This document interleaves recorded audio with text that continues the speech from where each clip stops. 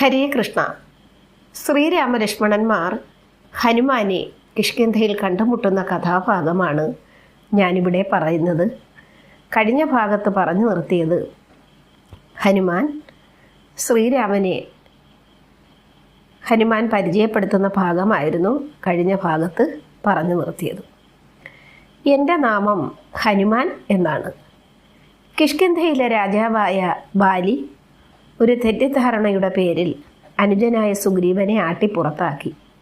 സുഗ്രീവൻ ബാലികേറാമലയായ ഋഷ്യമൂകാചലത്തിൽ അഭയം പ്രാപിച്ചിരിക്കുകയാണ്. രാജ്യവും പദവിയും പത്നിയും നഷ്ടപ്പെട്ട് ദുഃഖിതനായി കഴിയുന്ന സുഗ്രീവൻ്റെ ആശ്രിതനാണ് ഞാൻ. അങ്ങ് നിരാശ്രയനായ സുഗ്രീവനുമായി സഖ്യം ചെയ്യുകയാണെങ്കിൽ അയാൾക്ക് അനുഗ്രഹമായി തീരും. ആ മൈത്രി ബന്ധത്തിൽ കൂടി വാനരന്മാർ സീത അന്വേഷണം നടത്തുന്നതായിരിക്കും.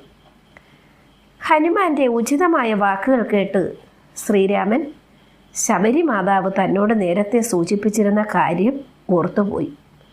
ശ്രീരാമൻ പറഞ്ഞു, ആഞ്ജനേയ, ഞാനും സുഗ്രീവനും തുല്യ ദുഃഖിതരാണ്.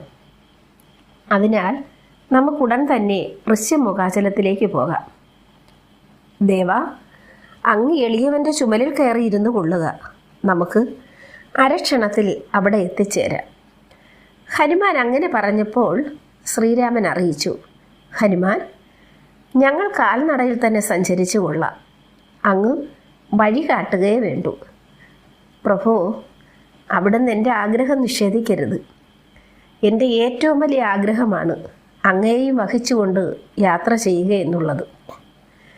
ഹനുമാന്റെ ഭക്തി പുരസ്സരമുള്ള അപേക്ഷ കേട്ട് ശ്രീരാമലക്ഷ്മണന്മാർ ഹനുമാന്റെ തോളിലും കയറി ഇരിപ്പുറപ്പിച്ചു.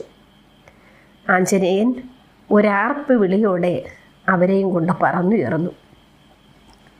ഒരു വലിയ വൃക്ഷച്ചുവട്ടിൽ ഇലകൾ കൊണ്ട് നിർമ്മിതമായ മൃദുലമായ ഇരിപ്പിടത്തിൽ ഹനുമാൻ രാമലക്ഷ്മണന്മാരെ കൊണ്ടിരുത്തി. ഭയചകിതനായ സുഗ്രീവൻ അകലെ നിന്നും എല്ലാം നോക്കിക്കാണുകയായിരുന്നു. സുഗ്രീവന്റെ മനോഗതം മനസ്സിലാക്കിയ ആഞ്ജനേയൻ സുഹൃത്തിനെ വിവരം ധരിപ്പിച്ചു. സുഗ്രീവ, ഇനി ഭയം ഒട്ടും വേണ്ട. ഈ വന്നിരിക്കുന്നവർ ശത്രുക്കളല്ല. അവരെ ചെന്ന് കണ്ട് സഖ്യം ചെയ്തു കൊള്ളുക. നിനക്ക് നന്മയെ വരൂ. ഹനുമാൻ പറഞ്ഞതനുസരിച്ച് സുഗ്രീവൻ രാമലക്ഷ്മണന്മാരുടെ അടുത്തെത്തി അവരെ വന്ദിച്ചു. പ്രഭു, നിങ്ങളെ കാണാൻ കഴിഞ്ഞത് എൻ്റെ മഹാഭാഗ്യമാണ്. അപ്പോൾ ഭഗവാൻ പറഞ്ഞു, സുഗ്രീവ, താങ്കളെ കാണാൻ കഴിഞ്ഞതിൽ ഞങ്ങൾ